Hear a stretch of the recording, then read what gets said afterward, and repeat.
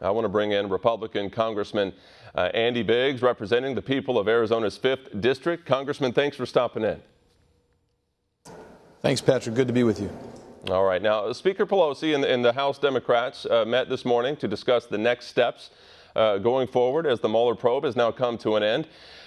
Congressman, simply put, what are the odds that your Democrat colleagues answer the call to legislate going forward and not investigate? The odds that they're going to go forward with policy instead of investigations are pretty slim, Patrick. We even had in our Judiciary Committee meeting today people saying that there is ample evidence of collusion and they want to get to the bottom of it. They want to bring in Mr. Barr. They won't bring in Rosenstein. I want Rosenstein, but they won't bring him in. They want to continue investigating. They've said it today. Maxine Waters said Sunday that she insists on impeachment. That's the direction they're going. So your Nancy Pelosi has said that she is against this full force impeachment push, but you feel that she may be that she may be overrun in this, that there are too many Democrats who are wanting to continue to just go after the president. Yeah, I mean, let's think about it, Patrick. There are at least 5 committee chairmen or chairwomen who want to go on continued investigations, who've insisted on impeachment. So you've got that, but then. Don't forget, she only won by 4 votes her speaker's race. If 2 would have switched, she would be speaker today. So in reality, you've got about a third of her conference that wants to continue on the path of investigation, potential impeachment charges being brought. That's really hard for her to overcome, especially since she probably had to cut some deals to get votes to become speaker. All right. Well, it's been well documented. House Intel Chair Adam Schiff once said that there was clear evidence showing Russian collusion. Oh, yeah. We've heard a lot of that from Congressman Jerry Nadler as well. Should Adam Schiff step down as the House Intel Chair? Should Jerry Nadler step down as the House Judiciary Chair? Well, I think that Mr. Schiff's problems are far greater than Mr. Nadler's. Mr. Nadler has got issues, but I think where we get with Mr. Schiff is not only has he said that there was clear evidence, and it turns out there wasn't any, he's also been accused of leaking information from confidential and classified briefings. If that's true, he should not be the chairman. He shouldn't even be on that committee. You can't trust him with classified information. So I'm a big one who believes that Mr. Schiff probably has outworn his welcome, and he probably needs to move to a different committee and not be the chairman of the House Intelligence Committee. All right, you're from Arizona. I want to get to the border wall news that's been coming about this week. But you are a member of the House Judiciary Committee, and you mentioned this a second ago about William Barr, the Attorney General. If Attorney General Barr comes to the Hill to answer questions about his 4-page summary of the Mueller report, what would you ask him, if anything? Are there any stones unturned in your mind? Well, I mean, what would you ask him? He was called upon to issue a summary, and I guess you could say things like, well, you said that they found that there was no collusion. You actually quoted from the report that there was no coordination.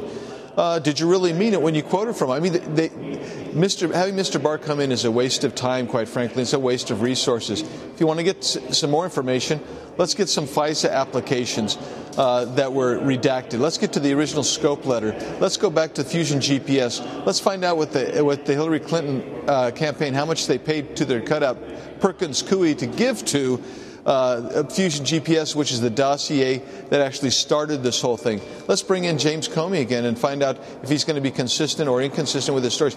There are people you could bring in, but to bring in Mr. Barr just seems like overkill, and quite frankly, it's a fishing expedition again. All right, Congressman, just a short time ago, Speaker Pelosi and others failed to override the president's veto of that disapproval of his national emergency for border security.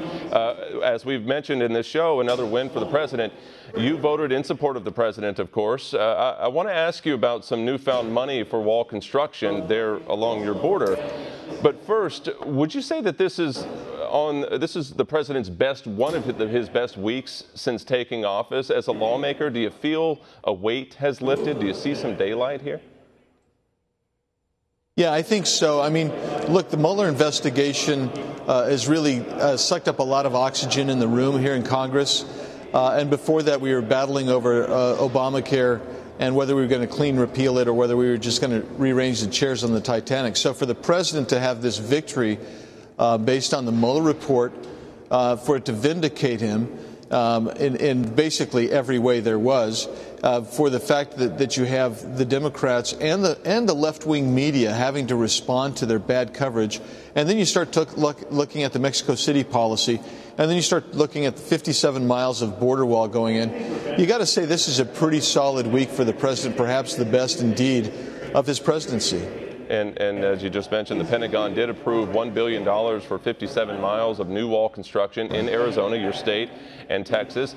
Have you been able to speak with any administration officials over the last year or so on the type of wall that may go up there on Arizona's border? What type of wall would you like to see as far as new construction?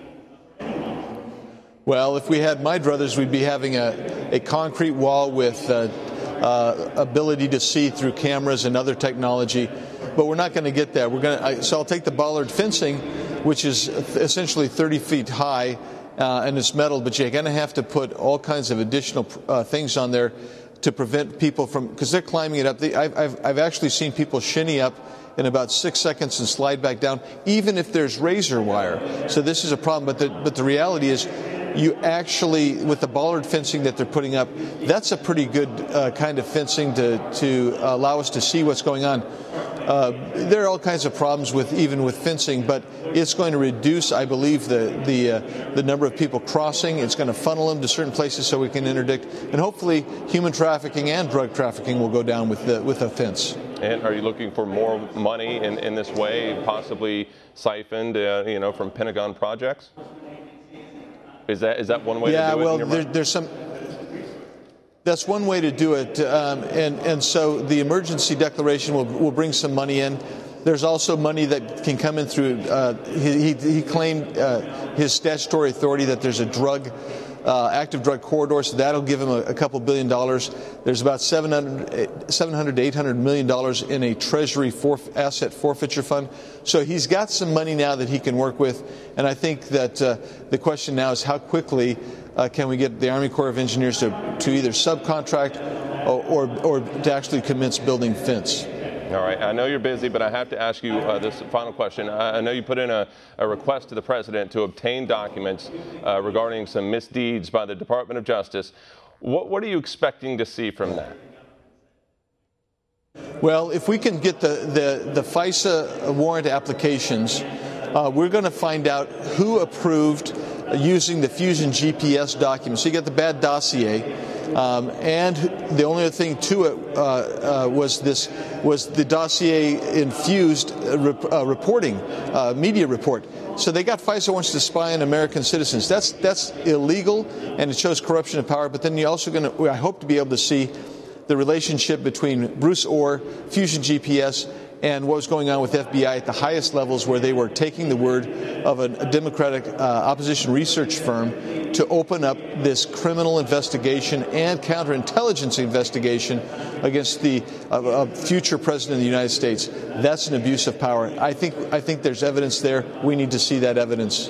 All right. I know it's a big push by yourself and other members of the Freedom Caucus and other Republican colleagues. Congressman Andy Biggs, we appreciate your time, sir. Thanks, Patrick. Good to be with you. Want to see more videos like this? Click on the link below and subscribe to One America News on YouTube. And call your cable provider and kindly demand that One America News is added to your lineup. Call and subscribe today.